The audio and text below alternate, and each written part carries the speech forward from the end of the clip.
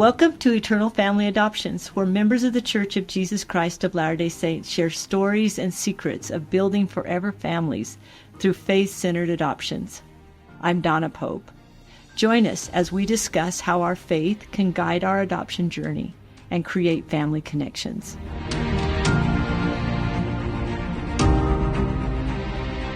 Welcome to Eternal Family Adoptions. I'm Donna Pope, your host, and I'm super excited to be here today with Brett and Bonnie Hilton. Now, what's so fun about this podcast is that I've known Brett and Bonnie for many, many years. And I know their love for the gospel. I know their love for their children, and I know their love for adoption. And so this is super excited to have them. Welcome, you guys. Thanks, Donna. We're so happy to be here. Brett, you married Bonnie how long ago? We got married in 91. Right, so that makes almost 34 years. Wow. 34 years. But I've actually known Donna for 40, so. I knew Bonnie. We were actually roommates when we were at BYU, and I knew at the time that she wouldn't be able to have children biologically. Bonnie, do you want to tell us about that? Right. I was born without a uterus, but I didn't find that out until I was about 14. And you can imagine being 14 and finding that kind of information out. It was dramatic, right, and devastating, although I didn't really talk a lot about it until I got into college. And then I started sharing it with some of my roommates because, you know, that's kind of what you do when you get together with roommates. You talk about things that are personal and it connects you and you become even closer friends. And how did you feel about it when you were 14 and found out you're not going to be able to have biological children? Yeah, it was really hard because, I was a faithful member of the Church of Jesus Christ of Latter-day Saints. And, they would always give talks about how it's such an amazing gift to be able to partner with the Lord and your husband and bring children to the earth. And I thought, I can't do that. And that was super disappointing. And I'm kind of the person that likes to think I can try and do anything, but that was out of my control. I couldn't do it. So when you and Brett started to get close, of course, this would have been a conversation. How did that go? Right. I'll tell you my side and then Brett can tell you his side. So that was always a point that would come up in dating, right? Because I felt like I had to be honest, especially as we got more and more serious, and tell them, well, guess what? I am not able to bear children. And sometimes that didn't work out so well because the person I was dating thought they would have children, and they really have never considered other options like adoption to bring children, to their family. But it was so interesting because when I mustered up the courage to talk to Brett about it, his response was quite different from others. And come to find out, his mother had struggled with infertility herself, and he had grown up hearing those stories.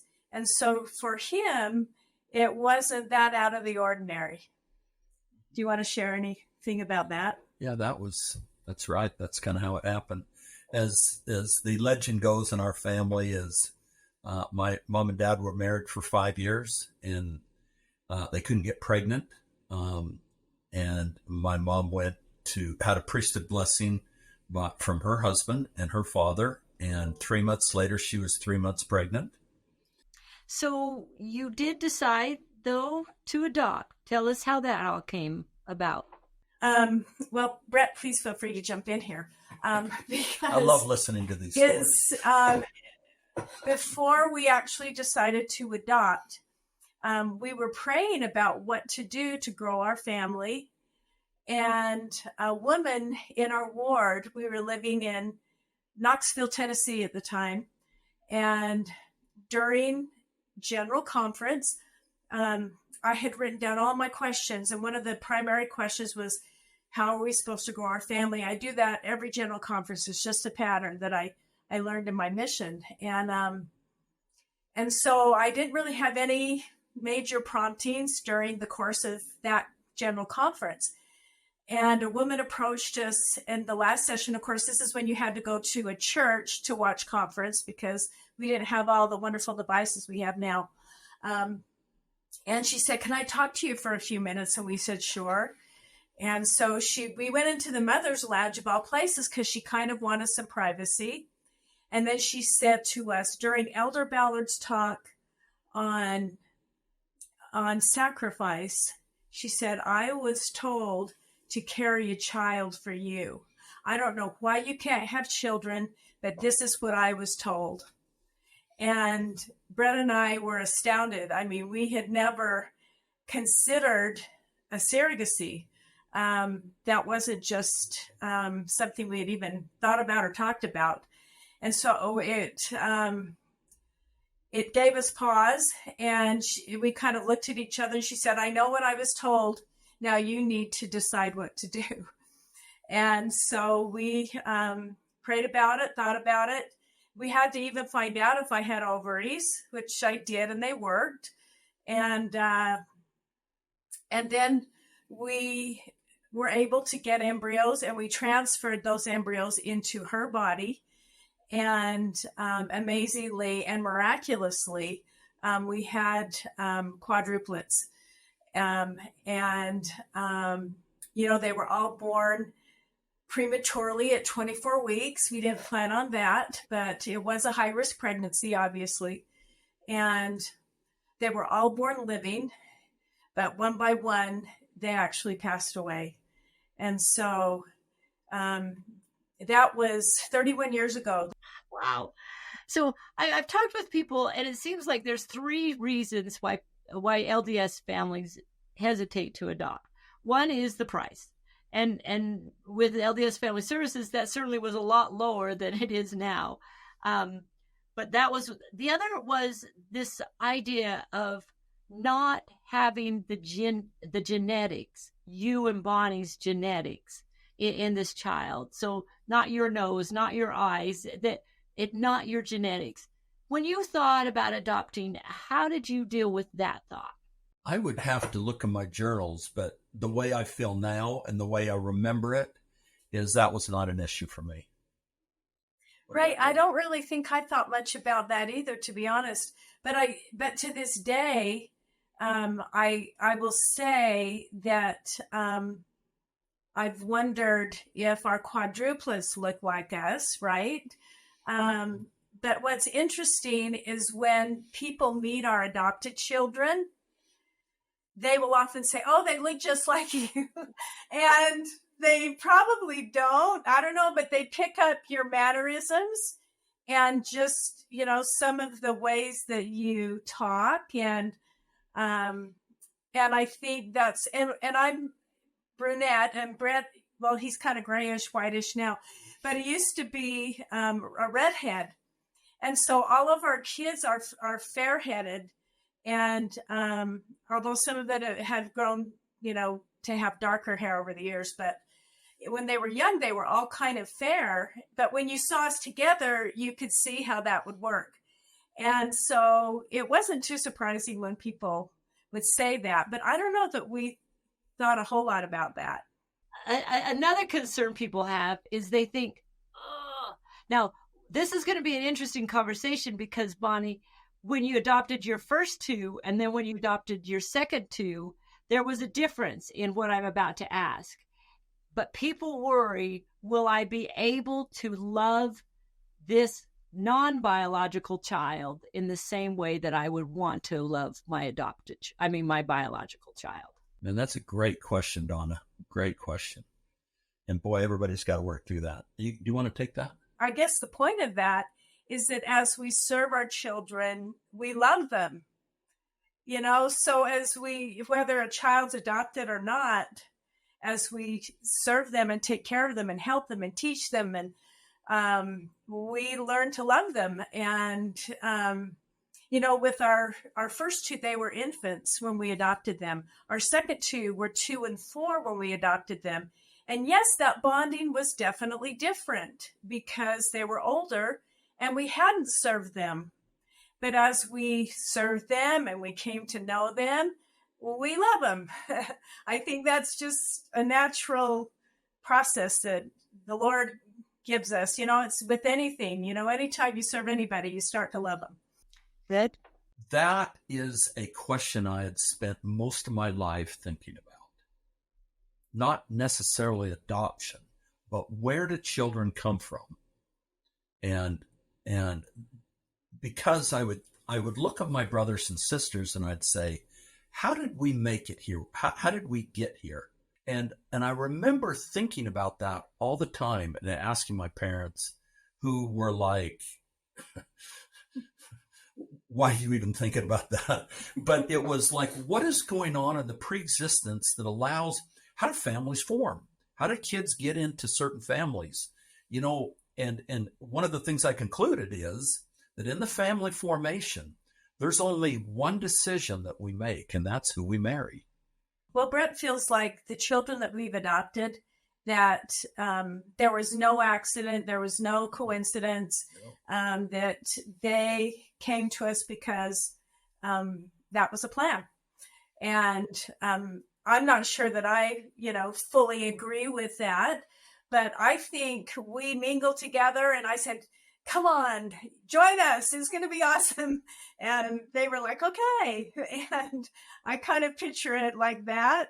But we don't know how that all worked out, but. And it's, I have convinced myself with multiple spiritual experiences and over many years that there are no accidents in who these children are that come to your family, whether they are born naturally or they're adopted. So let me repeat that again. There are no accidents. Well, and our relationships that we have with our children are all different. But that's true for biological children too. You feel certain ways about certain children, and I think it's the same with adopted kids. My son, Isaac, I just have such a special place in my heart for that kid. And that's kind of strange because he's really our only living son and he's got 3 sisters, and you would think I would feel a deep emotion because girls tend to be more emotional. But it's really with my son. Now with Rebecca, my relationship with her over the years, she was a terrorist as a teenager. And now she's just this amazing mom. And I have such a sweet relationship with her because we hung in there with her, just like parents do, right? You hang in there. And it's just awesome. And then my Ukrainian girls, they're very different from each other, even though they're biological sisters. And so my relationship with Esther is she is just so loyal and true. And on the other hand, she is more a free spirit and doesn't feel that same tie, but she's ours. And so anyway, I think to sum that up, I think oftentimes we make a bigger deal out of whether or not we can love adopted children, because it's pretty similar to biological children. So you mentioned that you were going to, the 4 quads kids had died, and that would have been very, very hard. But then you were starting to think about, okay, let's work with LDS Family Services to maybe adopt. Tell me how that went. There are 3 things that I can remember. Okay, you go. 1, you were emotional. Well, that's a good.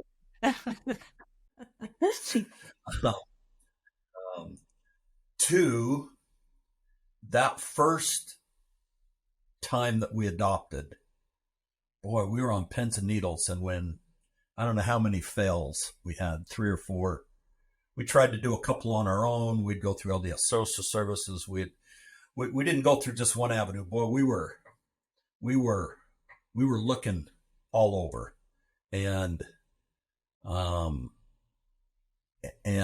that tore us up. Why did it tear us up? Because adoption is intense. I mean, intense. There's so many emotions, and that's to be expected. So, if I were to do it over again, I would be so calm and I would enjoy it. It would be like going to Disneyland for me. But it only took me 9 times to figure out. And, you know, it wouldn't matter whether they were in jail or what they were doing. I would love them and just enjoy the whole process.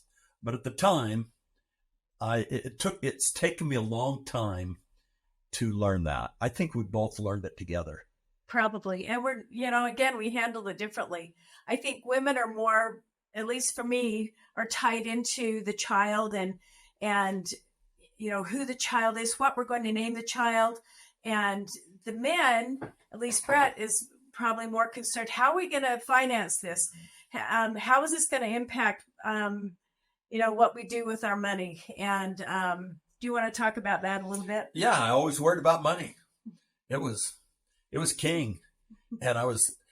And looking back, it was, if I were to do it again, I wouldn't worry about the money. Now, of course, I'm older.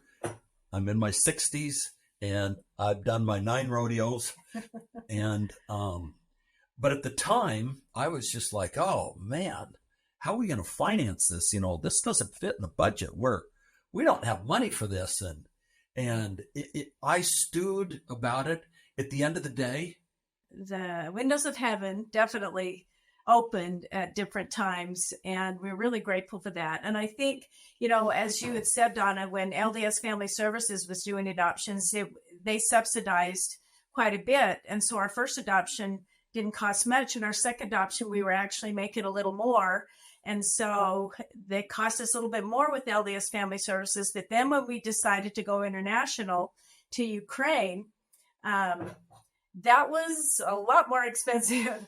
And but we still saw those same windows. And when we were over there, this was prior to the Hague Convention, which safeguards international adoption. We were over there in the early 2000s. And they kept asking us for money. And Brett started asking for receipts.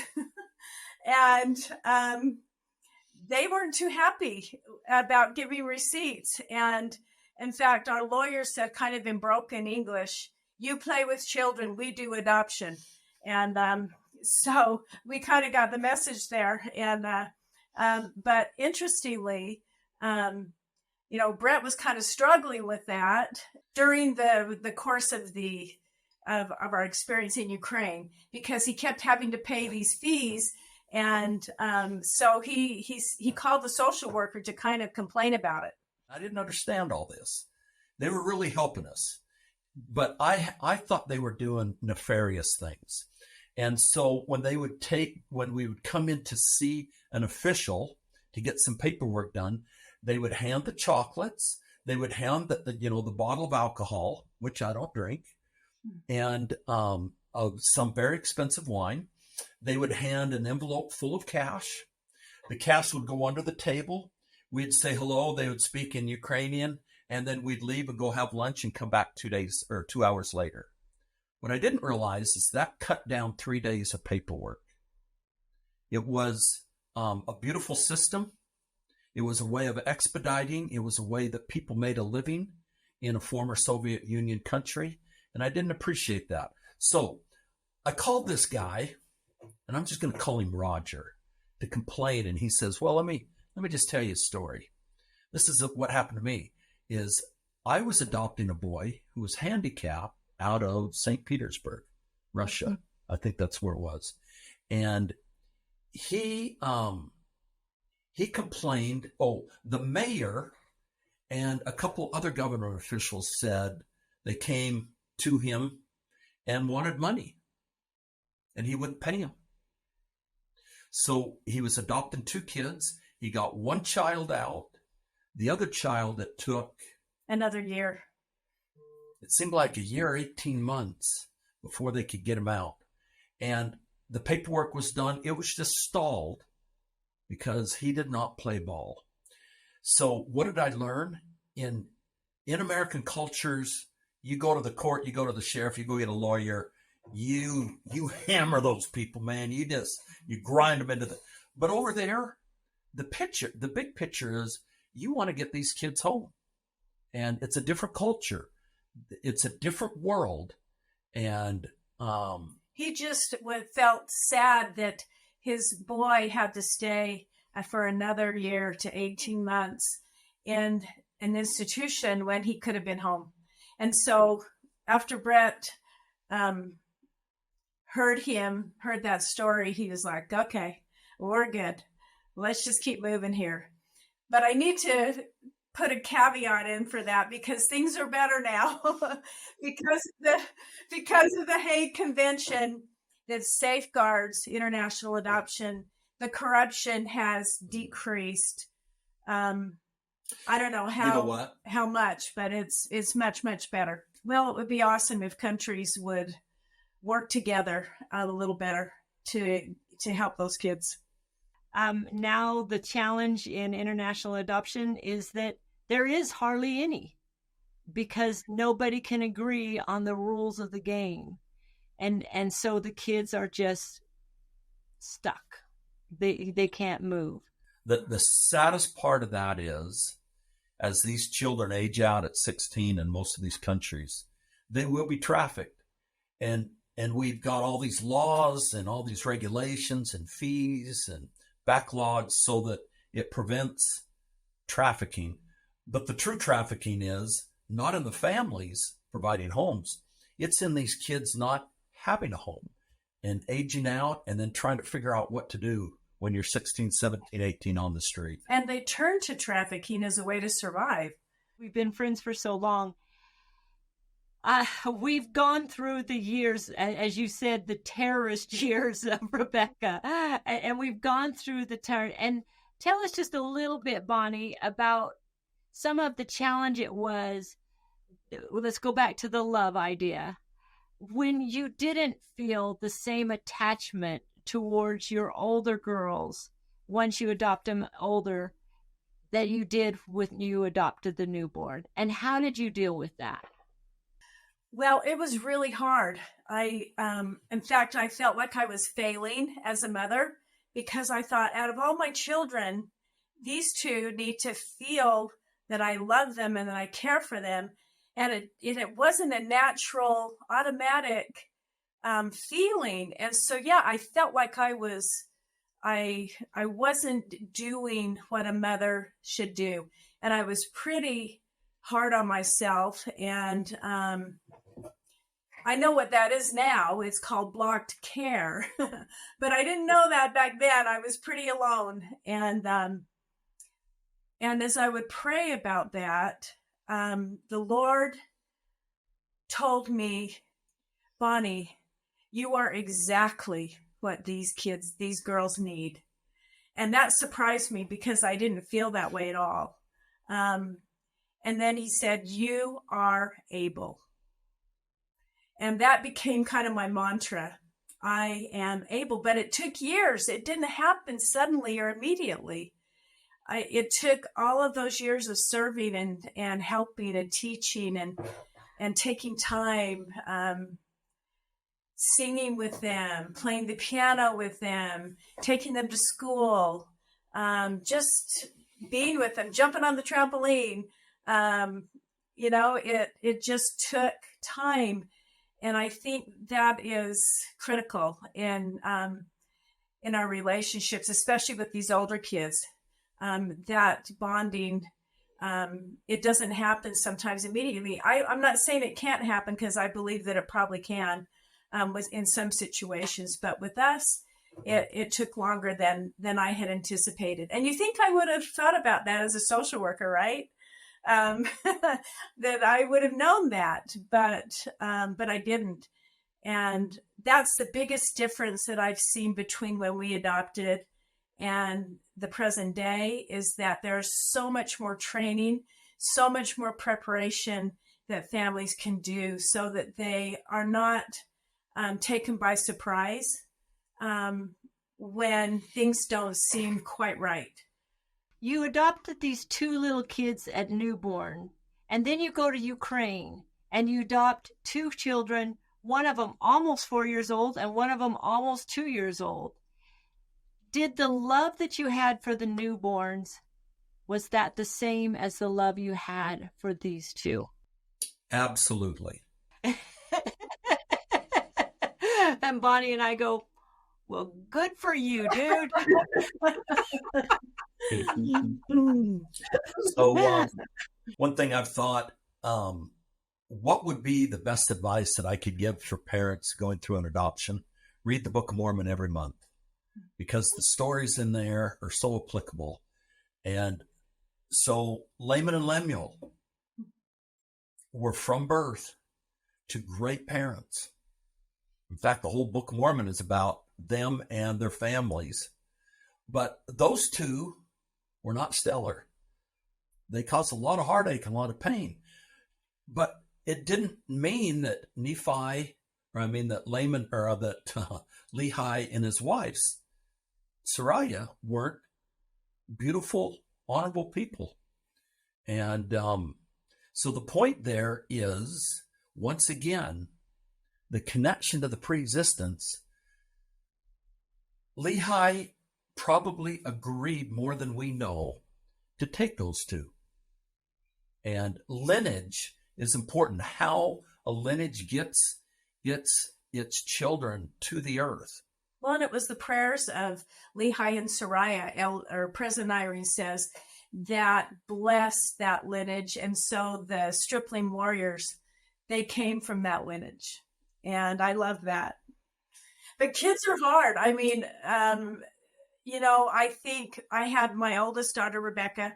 She told me once that she wanted to go contrary to every standard of the church.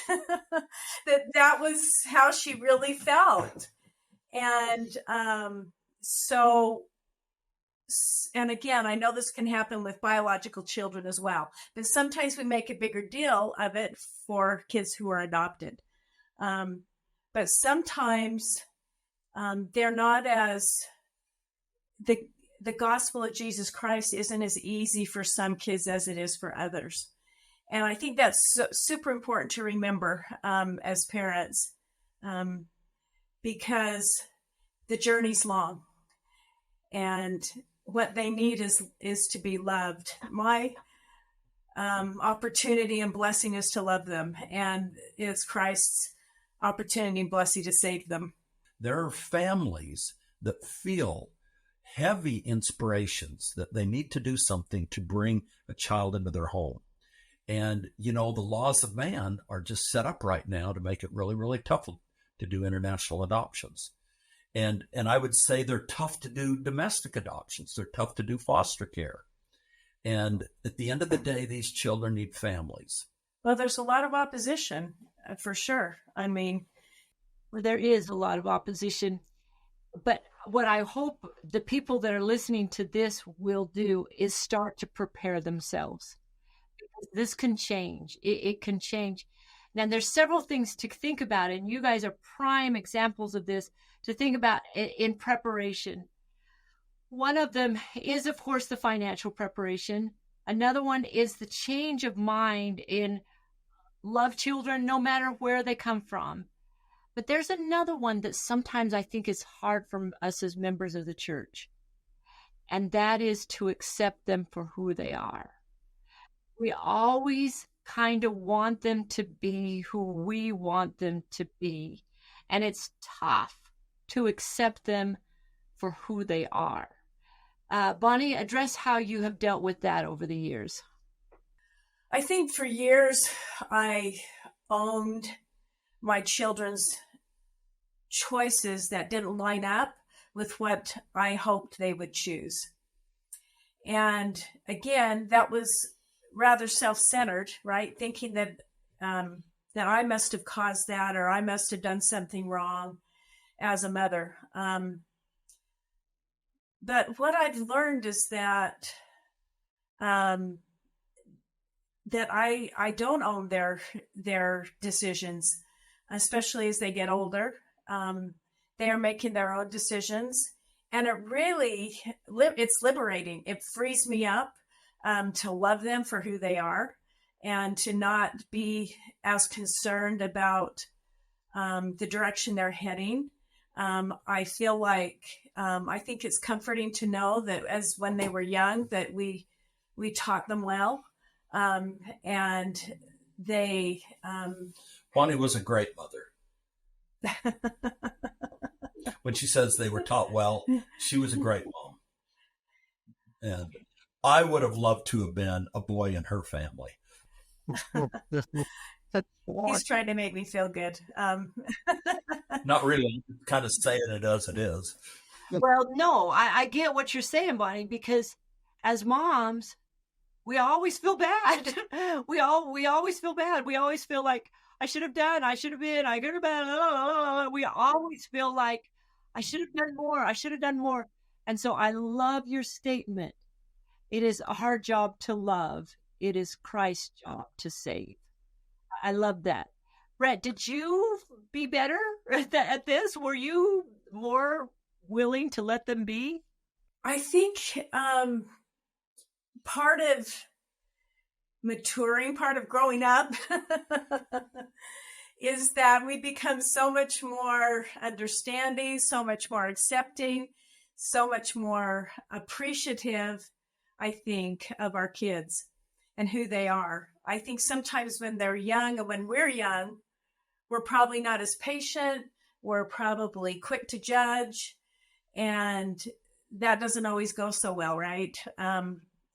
So I think over time, probably both of us are much better at that than we were as younger parents. I think it's a time thing. I do remember things being tense. And again, the money issue is always on the table. And what I do remember is having a lot of fun with the kids. Mm-hmm. And the pictures that we have, it's funny. You look at the pictures, and over time, I really can't remember the bad times. I just remember the good times. And our kids will get together and start telling stories. And I'll go, I think their memories are different than ours. I said, did I do that? Either my memories have been healed or I have a bad memory, one of the two. And, or they're still in that early 20 where they're exaggerating things. And I can tell you one thing. We were with Rebecca in North Carolina, and I had... For those of you who may not have remembered who Rebecca is, she was the terrorist as a teenager. The terrorist. She was truly. That was a title given to her by her siblings. I want to make that clear in case she listens to this. She was the oldest. I'm sure she will. And she had her two little boys, the littlest one sitting on my lap, who was, about a year? Year and a half. And then little Chris. He's 8. Almost 8. And, and Rebecca was there, and John was there, and Bonnie was there. And I looked around just thinking, this is great. I am so happy. And then just kind of out of the blue, Rebecca said, Dad, I probably should tell you, just get this off my chest, that I stole your car over 100 times and drove it while you guys were sleeping. 100 times? That's a lot of times. This was just a month ago, the last time we were visiting her. She told, and the older they get and the more they grow up, it is funny how all sorts of things start coming out. And and I do remember thinking, boy, these tires, they just don't keep the tread like they used to. And I can't figure out why I have so many scratches on my car. It's because I'm in Walmart. Are they always opening their doors on me? And your children have all been sealed to you, including the quad. Well, interestingly, the quadruplets, we didn't know if we needed to seal them or not because, again, there wasn't a lot of guidance on surrogacy at that time. So we asked our bishop. He said, I don't know. He said, let's ask the stake president. Asked the stake president. He didn't know. He said, let's ask the temple president. Asked the temple president. He didn't know. He said, so we got to write a letter to the first presidency. So we wrote a letter to the first presidency. They wrote a letter back. This is when President Hinckley was a prophet. And he said, let's wait and see what the law decides. And so after they were born, then because there was no law governing surrogacy in Tennessee at the time, Brett was going to have to file a paternity suit, and then I was going to need to adopt them as a step parent, as a stepmother. So that was what we thought was going to happen.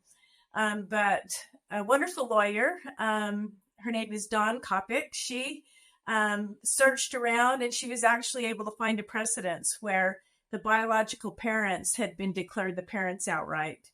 And so when she went before the judge, he agreed. And so they were declared, the quadruplets were declared as our children. And so then we wrote back to the first presidency and told them the decision of the court. And then we got a letter back from the first presidency stating that they had prayed and they felt that Adam, Aaron, Annalyn, and Ammon were born in the covenant. So the part that I took from that is not many couples have a letter from the first presidency. And a good one, not the next one. Okay. Yes, right. That was the best part. But yeah, the rest of them were sealed, and that's a sweet experience that members of the Church of Jesus Christ of Latter-day Saints get to have when they adopt their children, because not only do the adopted children get to go, but all of your children get to be a part of that process, and it's really sweet. And little Isabella, we haven't talked about her. I was going to bring her up, but I wanted to see if you wanted to talk about her. So tell about little Isabella.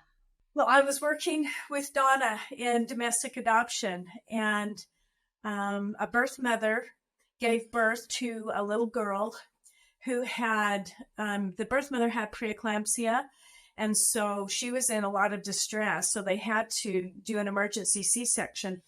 And this was at 29 weeks, but they had determined that the baby had probably stopped growing at about 27 weeks.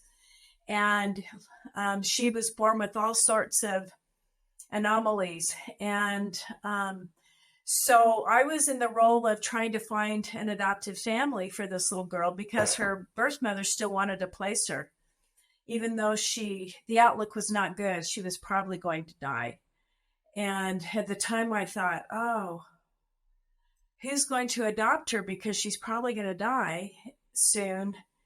And I was just thinking about that, and I was driving home from work, and it occurred to me, Bonnie, you've done this before. You can do this. And so I don't know if it was practical or a practical thought, or if it was inspiration or what, but I went home and I talked to Brett about it. We talked to our kids about it.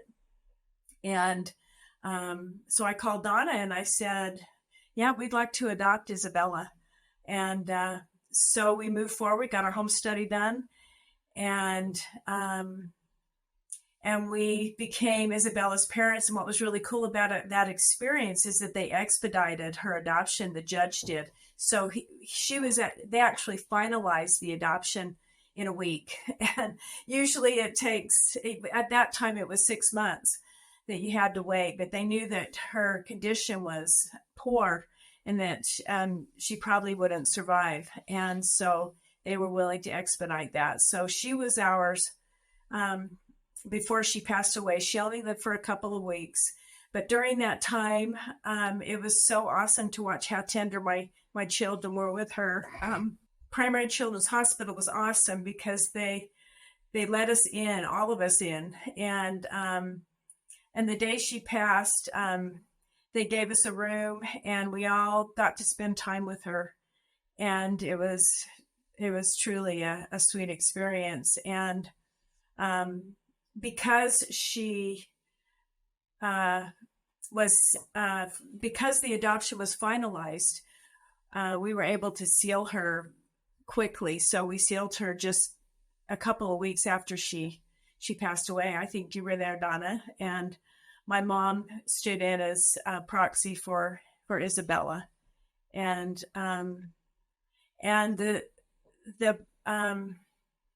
the piece that gave me comfort on that is that she had 4 siblings here who loved her, and then as she passed to the other side of the veil, she had 4 siblings there who loved her. So she was never alone. She always had people surrounding her to love her. So you guys are actually parents of 9 children. right. So Donna, on that, I have had clear promptings that that we will raise her at some point in the future, and she will be a hellion. Raising It her. will not be an easy or joyous experience. So let's kind of wind down with this question. What advice would you give to adoptive families that are listening to this podcast? One thing I would say is pay attention to those impressions that you feel. Pay attention to those yearnings. Some of my parents call them stirrings. I like that word. Not unlike the spirit of Elijah that we feel, that encourages us to do temple work and family history work. It's a very similar spirit that inspires us to want to bring children into our families. I think it's the same because the spirit of Elijah, Elijah came to seal the parents to the children to the fathers and the fathers to the children, right? And that's exactly what happens in adoption. So I guess we can call it the spirit of Elijah. That's what it feels like to me. And so that would be my first piece, I guess, of advice, if I could give any, is to just pay attention to those feelings, to those impressions. What would you say? Sounds really good. I would go back to, there are many who know how this is going to play out. And I would say, even though we cannot see what goes on the other side of the veil, there are people there. There are spirits there. They're still coming. There's a lot who are watching or hanging around us who have lived on this earth. They're here. They're watching. They're helping. And you're not alone. You don't need to worry as much as you worry. And just that double down on Father in heaven doesn't make mistakes. He's the perfect planner. We're not so perfect at planning, right? But he is. And I truly believe that adoption is just another way that the Lord is gathering his family in preparation for his second coming. There's children in orphanages, but there's also children that have yet to be born, where their birth mothers feel prompted to place the child for adoption. And all these children, they need families. And the Lord knows this. I think the love that we find in a family approaches most closely to the love that we felt from our Father and Mother in heaven. And that's why the Lord wants these children and families, is because family is the order of heaven. And they need us. All children need families. I do have one more comment. And we've talked about international, domestic, and foster care. But I would put in a fourth category. And that is my brother and sister called it, these are our bonus children. They're children that come to your home. You have a bonus child. You never I always seem to have bonus children in my home. And those bonus children, they come and they live with you for a while. They treat you like a mom and dad. You treat them like kids. You help them financially. You get after them, give them some chores, and they're part of your family for a season. And those bonus children, don't forget the bonus children. No, I love that. And if we go back to my dreaming the impossible dream, it would be that many of the families out here would have that stirring that you're talking about, Bonnie, to be parents to bonus children. Maybe you'll never even actually adopt them. Maybe you'll never have them sealed to you, but maybe for a year or 2 or 3 years, you can let them into your home, have the sometimes trauma and chaos that they may bring, but then allow them to have the feeling of love and stability that your home can bring them, that they may never have found or may never experience in other places. We worry, well, how is that going to affect our other children? Just gives them greater resilience. It just does. It just helps them be a little more prepared with the world in general. Bonnie, Brett, you know how much I love you. And I have loved having this conversation. I would love to have another conversation specifically with you, Bonnie, about your book and other things that you're doing and have done. For those listening, I will let you all know, maybe they don't want to have this heard, but they're getting ready to go to Ukraine again. And provide whatever services that they can. One of the things that's happening in the church right now, though it's not really advertised at all, is that people like Bonnie and Brett are going on fake missions. They aren't really called as missionaries. They just go to where they feel impressed to go and help out the church wherever they're feeling impressed to be. And I think we're going to see that more and more. And they're going to be going to Ukraine for a while. Anything else you guys want to add? That's really good. Thank you. All right. Thank you very much. Thank you for joining this episode of Eternal Family Adoptions. I'm Donna Pope. Every child deserves not just a home, but a forever family rooted in love and faith. So visit our website, eternalfamilyadoptions.com, to access faith-based adoption resources and sign up for a newsletter. And join us next time as we continue this journey together.